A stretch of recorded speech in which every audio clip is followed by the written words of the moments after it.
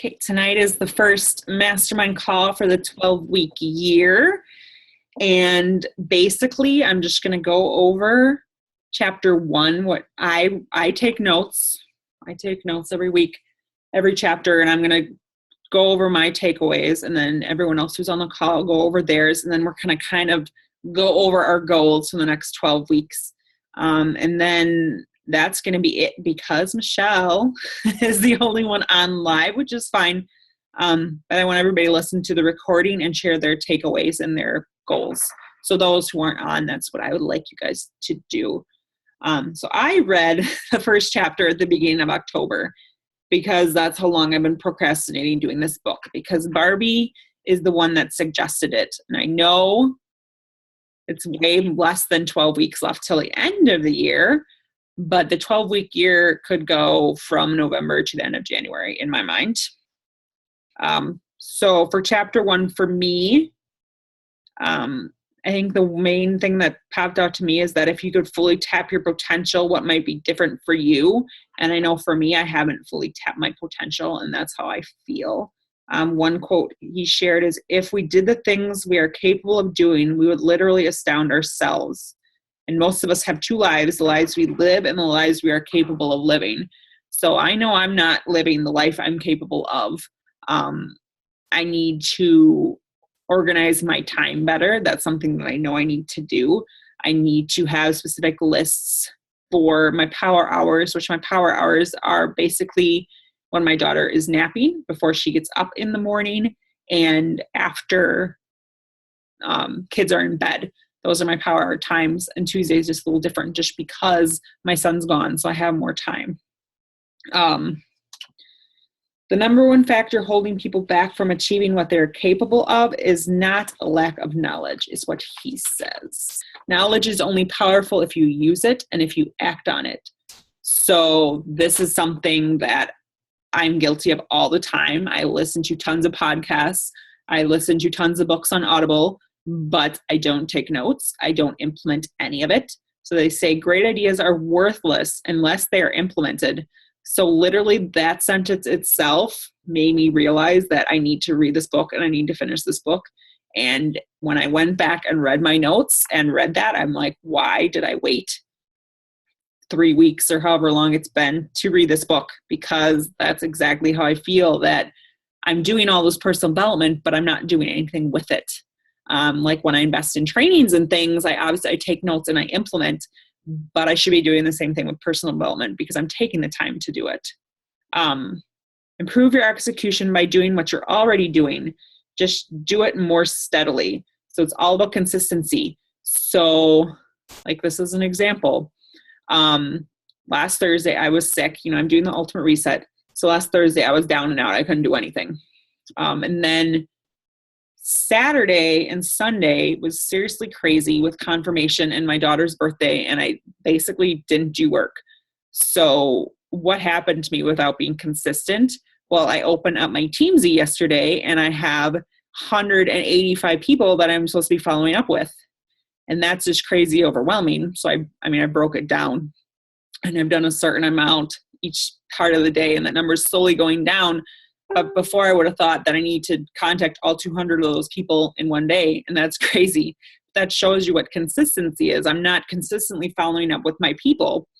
As I was telling Michelle that I have like 50 people in the Crockpot group and I have like 8 more applications, but I'm not being consistent talking with those people. I need to have a plan. I need to be consistent to follow up with those people and build relationships with those people the next 3 weeks, so I can convert them into challengers and have them buy challenge packs. Because why would I put all this time into doing a free group and not try to convert them into paying customers? So I think that's the biggest takeaway.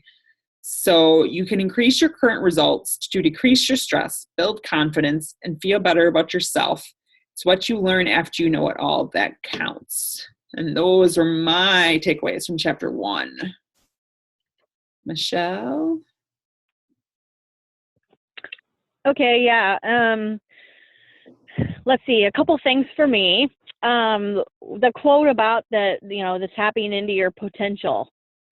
When I read that, I thought to myself, oh my gosh, I have no idea what my potential is, and I'm sure that I'm not even coming close to even finding out. And so the more I thought about that, the more I thought, there's so much more there that I haven't reached yet, and I just need to figure out a plan to be able to get into that.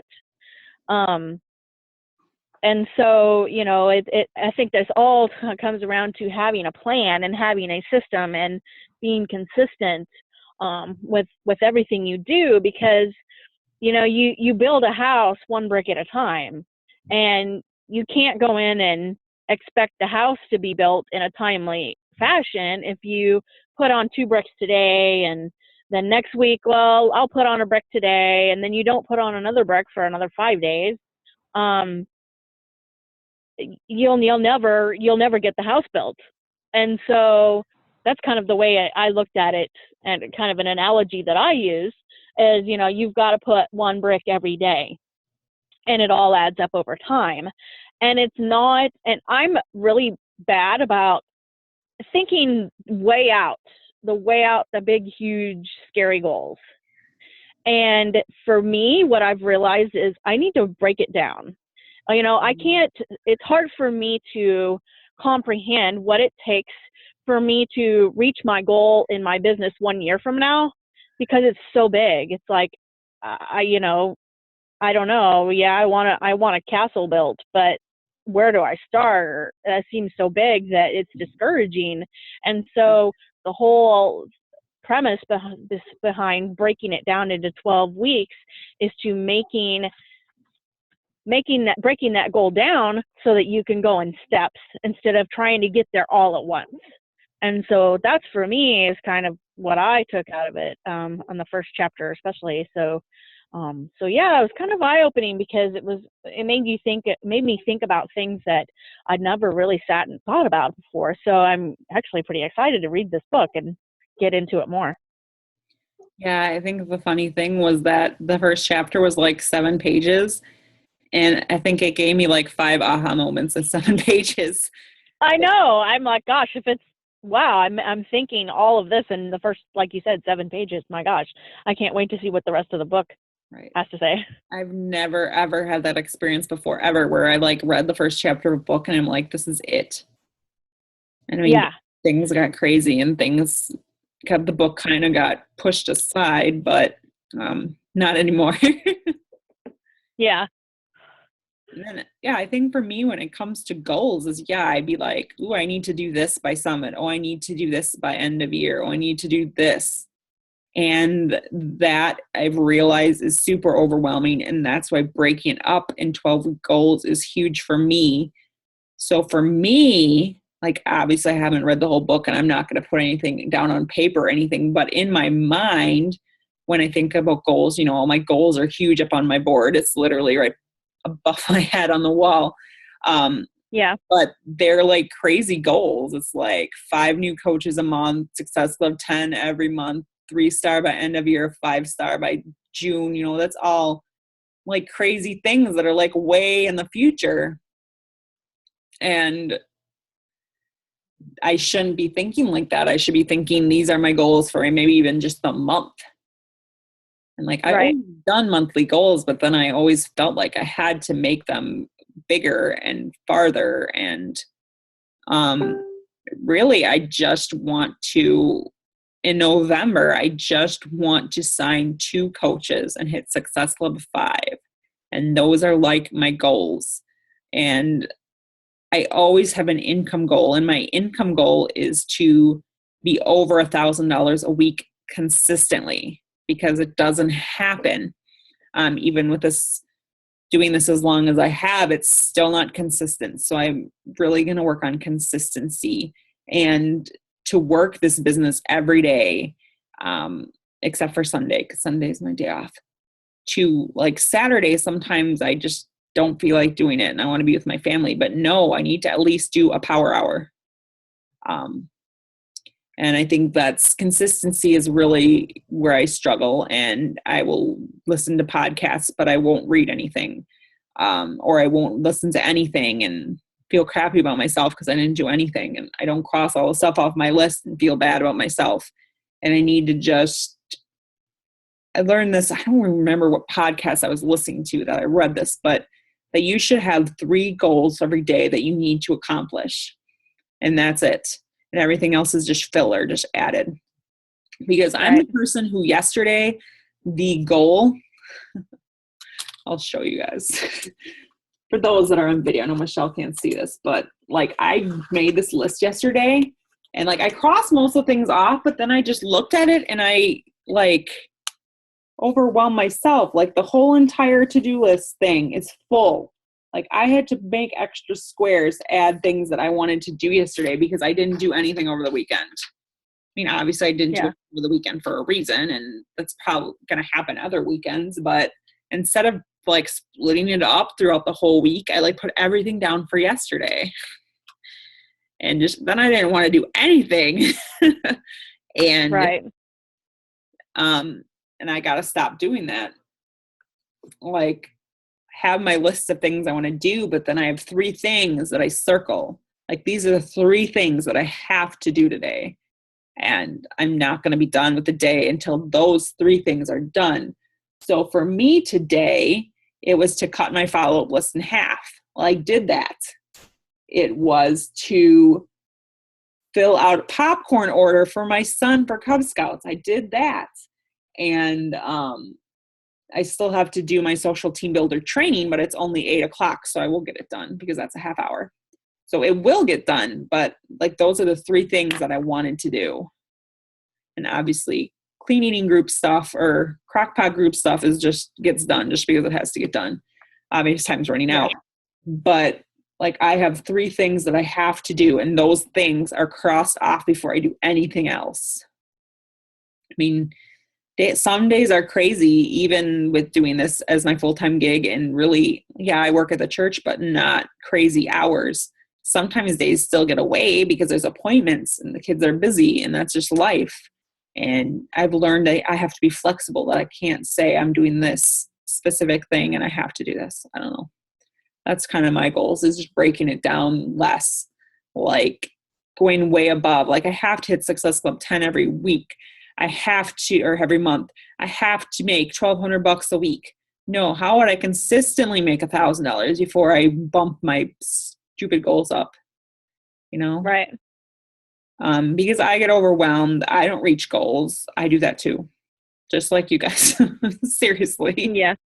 I didn't hit Success Club last month. I'm still at Success Club 1, but I will be at Success Club 5 by the 31st. Somehow, but I will. I don't know how, but I will, because I'm just not going to let that not happen, because there's just, Success Club is not negotiable to me, because I'm not really working my business if I'm not hitting Success Club.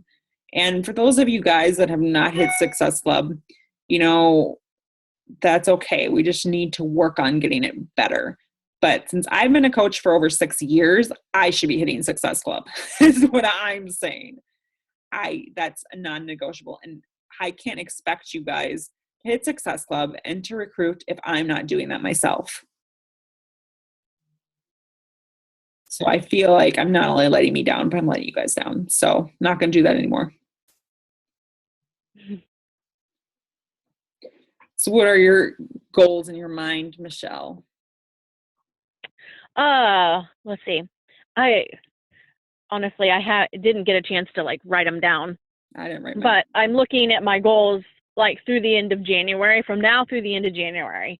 And, you know, I've kind of got an idea in my mind of what I need to be doing right now. You know, staying consistent is the main thing. And honestly, it takes discipline in order to make it a habit, where you don't even have to like think about it every day, where you just know you do it. So staying consistent, pushing the quarter force launch, because I'm going to do a group next month. You know, when things are new and exciting, then you really have to take advantage of that. And then, you know, I haven't really thought out the rest 12 weeks. I'm doing the Diamond Run, the Empire Diamond Run, which is the 1st of November through the end of December. So I need to sit down and work out more of a plan as far as, you know, how I'm going to reach, how to hit Diamond by the end of December.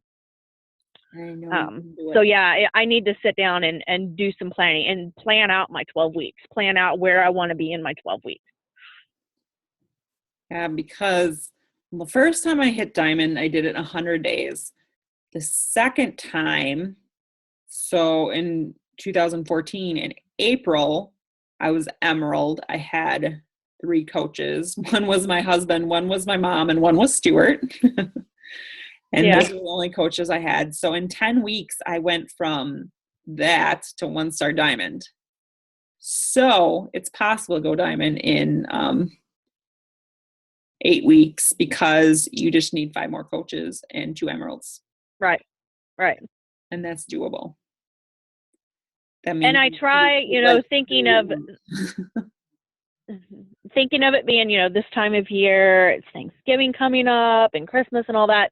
But you have to, I can't let that be on my mind that people are busy and people aren't going to want to do it or people aren't going to have the money. You got to treat it like it's every other day of the year, because otherwise you convince yourself that it's not going to work and you're not going to do it and you're going to find all these excuses. And if that's what you have in your mind, then that's all you're going to find and that's all you're going to see. So I have to really work on, you know, maybe even doing a little extra personal development just to keep my mindset from taking me to that side of the spectrum, to keep it where it needs to be. So I know I've got some challenges, but I'm up for them. I know you can do it. And I'm here to support you with anything you need. So that's great. All right. So Michelle's going to get a little one-on-one time after this just because she's here. But I want everybody else to listen to the recording and comment under the video with your takeaways from chapter 1 whenever you get a chance to read it, and also what your preliminary goals are for the next 12 weeks. And we will be back here again next Tuesday, 8 o'clock p.m. Central.